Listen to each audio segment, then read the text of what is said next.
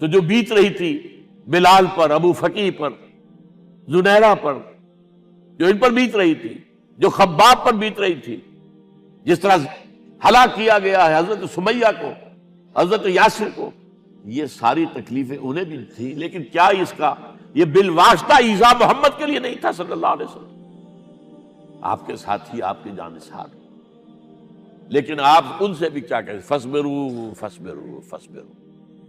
جب ابو جہل بدترین ٹارچر کر رہا تھا حضرت سمیہ اور حضرت یاسر کو رضی اللہ تعالی عنہما، آپ کے علم میں ہے کیسی کیسی ٹارچر کی ہے؟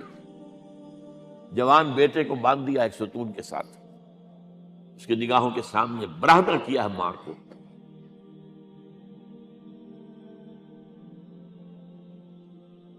ہاتھ میں ایک مورتی ہے، جب تنگ آ گیا، ستا کر تنگ کر کے مار مار کے حضرت سمیہ ٹس سے مس نہیں ہو رہی، کہتا ہے تم ایک دفعہ کہہ دو سمیہ کہ ہاں اس مورتی میں بھی کچھ ہے، میں تمہیں چھوڑ دوں۔ انہوں نے تھوک دیا، برچھا مارا ہے شرمگاہ کے اندر۔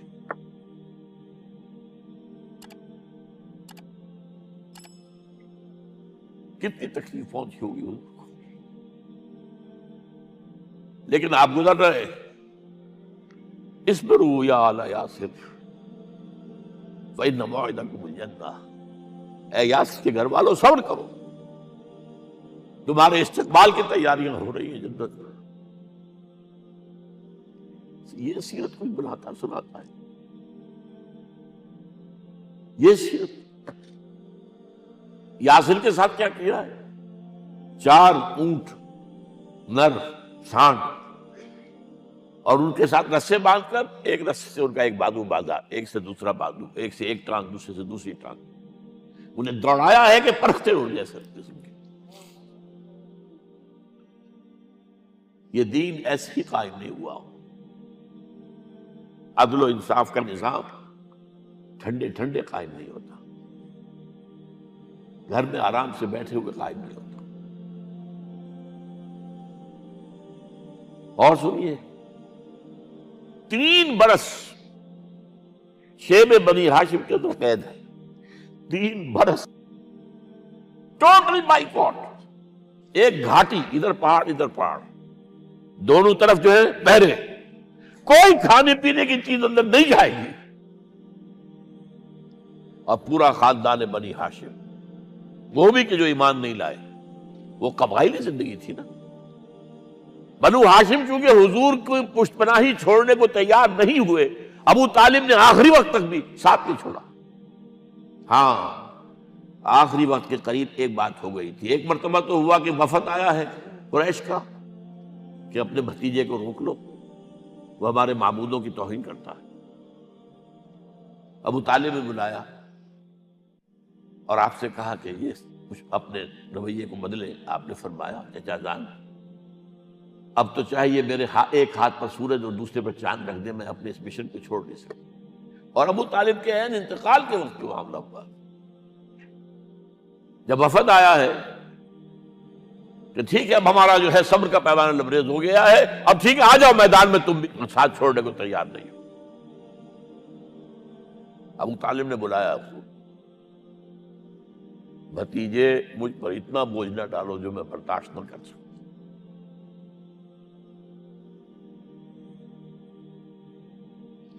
حضور کی آنکھوں میں آنسو آ گئے۔ چچا جان، اب تو یا یہ بات پوری ہوگی یا میں اپنے آپ کو ختم کر دوں، اسی میں ختم ہو جائے۔ 12 شیب بنی ہاشم میں 3 برس اس حال میں گزرے ہیں، ٹوٹل بائیکاٹ، کوئی کھانے پینے کی۔ کچھ لوگ تھے شریف النفس، مثلاً حکیم بن حزام تھے رضی اللہ تعالیٰ، اور بعد میں ایمان لے آئے۔ حضرت خدیجہ کے وہ رشتہ دار تھے، وہ پہاڑ پر چڑھ کر ایک طرف سے رات کی تاریکی میں، دونوں دروازے تو بند ہیں، پہاڑ پر چڑھ کر چوٹی سے نیچے اتر کر کوئی چیزیں کھانے پینے کی دے آئے بس صلی اللہ علیہ وسلم۔ کوئی اور ایک آدھ ہوگا ایسا۔ یہاں تک نوبت آئی ہے کہ بنی ہاشم کے یہ پھول جیسے بچے معصوم، بھوک سے بلبلا رہے ہیں، اور اس کے سوا کچھ نہیں ہے کہ سوکھے چمڑے ابال کر اس کا پانی ان کے حلق میں ٹپکا دیا جائے۔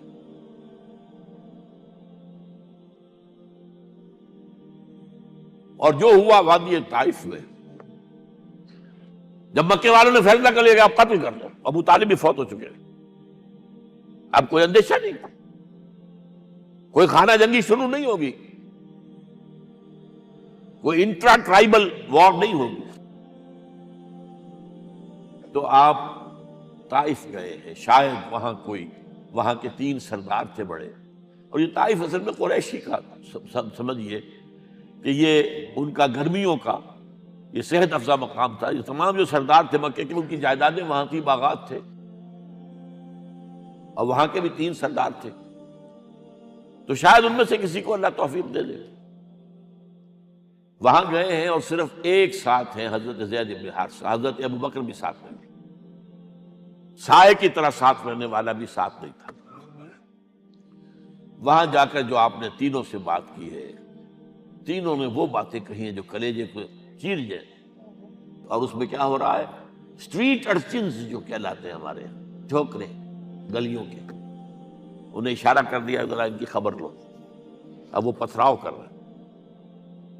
جیسے ہمارے ہاں کوئی آ جاتا ہے، کوئی نیم پاگل یا کوئی اور کسی طرح کا مست قسم کا آدمی، اور اس کے اوپر چھوکرے چاروں طرف ہوں اور ستا رہے ہوں، یہ نقشہ تھا، اور طائف کی گلیاں تھیں، اور محبوب رب العالمین تھے۔ ادھر سے پتھر آ رہے ہیں تو زید بن حارثہ رکاوٹ بن گئے، لیکن پیچھے سے آ رہے ہیں، وہ کیسے روکیں گے؟ پیچھے جاتے ہیں تو ادھر سے آ رہے ہیں۔ جسم لہو لہان ہے، خون رس رس کر زخموں سے جوتیوں میں آ کے جم گیا ہے۔ پھر وہاں سے آپ نکل کر گئے ہیں، ایک باغ میں تھوڑی سی پناہ لی ہے تھوڑی دیر کے لیے، جوتے بڑی مشکل سے اترے ہیں، خون جمع ہوا، اور وہ جو پھر دعا نکلی ہے آپ کے، وہ کلیجے کو چیر جانے والی ہے۔ اللہم الیک اشکو ضعف قوتی وقلت حیلتی وحوانی علی الناس، اے اللہ تیری جناب میں فریاد لے کر آیا ہوں، اپنی قوت کی کمی کا، اپنے وسائل کی کمی کا، اور لوگوں میں جو رسوائی ہو رہی ہے۔ الی من تکلنی الی بعید یتجہمنی او الی عدو ملکت امری، مجھے کس کے حوالہ کر دیا ہے؟ مجھے دشمن کے حوالے کر دیا، جو چاہے میرے ساتھ کر گزرے۔ لیکن پھر مقام عبدیت کا ظہور ہوتا ہے۔ ان لم یکن علی غضبک فلا ابالی، اے اللہ اگر تو ناراض نہیں ہے، مجھے اندیشہ یہ ہو گیا کہ کہیں تو ناراض تو نہیں ہو گیا ہے، کہیں تو نے میرا ساتھ تو نہیں چھوڑ دیا ہے۔ اگر تو ناراض نہیں ہے تو مجھے کوئی پرواہ نہیں، جو ہو سو سر تسلیم خم ہے، جو مزاج یار میں آئے۔ واپس آئے ہیں تو مکے میں داخل نہیں ہو سکتے تھے، وہاں تو قتل کا فیصلہ ہو چکا تھا۔ بہرحال یہ چند باتیں میں نے آپ کو بتائی، باقی تو یہ کہ غار ثور ہے کیسی کیسی، اور پھر غزوہ بدر سے پہلے کی رات ہے، اور وہ آپ کا زندگی کا طویل ترین سجدہ ہے۔ اس میں جہاں تک یہ الفاظ بھی آپ نے کہہ دیا، اللہ اگر کل یہ جو 313 یہاں جمع ہیں اگر یہ ختم ہو گئے تو پھر قیامت تک تیرا نام لینے والا کوئی نہیں ہوگا، میں آخری رسول اور میری یہ 15 برس کی کمائی ہے۔ اس وقت کہا حضرت ابوبکر نے، وہ پہردار کی حیثیت سے کھڑے تھے، کہ حسبک حسبک حضور بس کیجئے بس کیجئے۔ بہرحال بدر ہے، احد ہے، زخمی ہوئے ہیں، دندان مبارک شہید ہوئے ہیں، خون اتنا بہا ہے کہ بے ہوش ہو گئے ہیں، اور خبر اڑ گئی ہے کہ آپ شہید ہو گئے۔ یہ سب کچھ، اور سب سے بڑھ کر حمزہ کی لاش سامنے آئی۔ کیسی لاش؟ ناک کٹی ہوئی ہے، کان کٹے ہوئے، پیٹ چاک کر کے کلیجہ چبایا ہوا ہے۔ کس طرح برداشت کیا ہوگا آپ نے؟ اپنے اوپر طاری کر کے دیکھیں، یہ حمزہ کون ہے؟ چچا ہے، دودھ شریک بھائی ہے، خالہ داد بھائی ہے، ساتھ کا کھیلا ہوا ہمجولی ہے، اور اس کی لاش ہے۔ جو قلب اطہر پر بیت رہی تھی وہ مدینے میں آ کر ایک بڑا ماحول بدلا ہوا تھا، تب وہ بات سامنے آ گئی. تو مختلف گھروں سے عورتوں کے بین کرنے کی آوازیں آ رہی تھی، اس لیے کہ اس وقت تک بین کرنا حرام نہیں قرار دیا گیا تھا، ممنوع نہیں تھا. آوازیں سن کر حضور کی زبان مبارک سے نکل گیا اما حمزہ تو فلا بواکی لہو، ہائے حمزہ کے لیے تو کوئی رونے والی بھی نہیں ہے.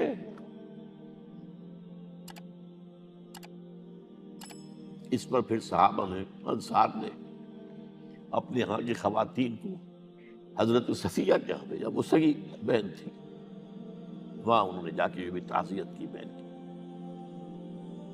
غزوہ احزاب کا آپ نے سن ہی لیا، اسوہ رسول پر نہ معلوم کیا کیا باتیں لوگوں میں مشہور ہو گئی. وہ اسوہ کیا تھا؟ جب خندق کھودنے کا فیصلہ ہوا ہے اور خندق کھود رہی ہے، حضور بھی لگے ہوئے ہیں، بھاری بھاری پتھر اٹھا کر کندھے پر لا کر باہر پھینک رہے ہیں. پتھریلی زمین تھی، ایک پتھر کسی سے ٹوٹا نہیں تھا، تو حضور نے جو ہے 3 دفعہ جو اس کے مطلب لگائی تب ٹوٹا ہے. لیکن یہ کہ کئی دن کے فاقے ہو چکے تھے، کھانے کو کچھ نہیں، پورا محاصرہ تھا، 12,000 کا لشکر گھیرے ہوئے. یہاں تک کہ آپ کو معلوم ہے کہ گھروں کے اندر بیت الخلا تو نہیں ہوتے، باہر جاتے تھے قضاء، اس کا کوئی امکان نہیں. شدید ترین آزمائش جو ہوئی ہے اس کا نتیجہ ایک طرف یہ نکلا کہ منافقین کا نفاق ان کی زبانوں پر آ گیا. قرآن مجید میں ہے یہ انہی آیات میں، ما وعدنا اللہ ورسولہ الا غرورا، ہمیں تو اللہ اور اس کے رسول نے دھوکہ دے کے مروا دیا. ہم سے کہا تھا کہ قیصر و کسریٰ کے خزانے تمہارے قدموں میں آئیں گے، اور حال یہ ہے کہ اب رفع حاجت کے لیے باہر نہیں جا سکتے، کھانے کو کچھ نہیں. اس وقت کچھ صحابہ آئے ہیں حضور صلی اللہ علیہ وسلم سے، دیکھیے فاقے سے کمر دوہری ہوئی جا رہی ہے، ہم نے اپنے پیٹوں پر پتھر باندھے، چادروں کے ساتھ پتھروں کسا ہوا تاکہ کمر سیدھی رہے. حضور نے اپنا کرتا مبارک اٹھا کر دکھایا، 2 پتھر میں. یہ ہے اسوہ، یہ ہے آپ کی سنت، آپ کا اسوہ حسنہ. لیکن اس اسوہ حسنہ سے فائدہ کون اٹھا سکتا ہے؟ لقد کان لکم فی رسول اللہ اسوۃ حسنۃ لمن کان یرجو اللہ والیوم الآخر وذکر اللہ کثیرا. اسوہ تو اپنی جگہ ہے، قرآن میں ہدایت سب کے لیے، ھدی للناس، لیکن فائدہ اٹھائیں گے صرف متقین، ھدی للمتقین ہے سب کے لیے. اسوہ سب کے لیے ہے، لیکن استفادہ وہی کر سکے گا جو 3 شرطیں پوری کرے: اللہ اور یوم آخر پر ایمان، اور اللہ کا ذکر کثرت کے ساتھ.